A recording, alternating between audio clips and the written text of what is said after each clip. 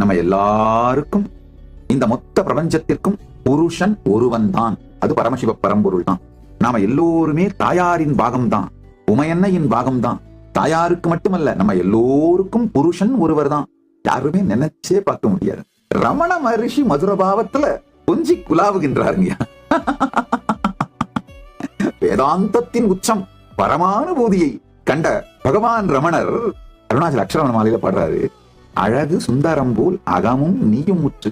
அழகு சுந்தரம் அவருடைய தாய் தந்தையர் பேர். அது மாதிரி நீயும் நானும் இருக்கலாமான்னு சொல்லி கூப்பிடுறாரு. அதாவது கொஞ்சம் பொலைட்டான, ஓப்பனா டிஸ்கஸ் பண்ண முடியாத, இந்த வள்ளுவர் காமத்துப்பால உபயோகம் பண்ற அந்த நாணம் பொங்குகிற லாங்குவேஜ்ல அம்மா அப்பா விளையாட்டு விளையாடலாமான்னு அண்ணாமலையானே அழைக்கின்றார். என அழித்தி போது எனைக்கலவாவிடில் இதுவோ ஆண்மை அருணாச்சலா.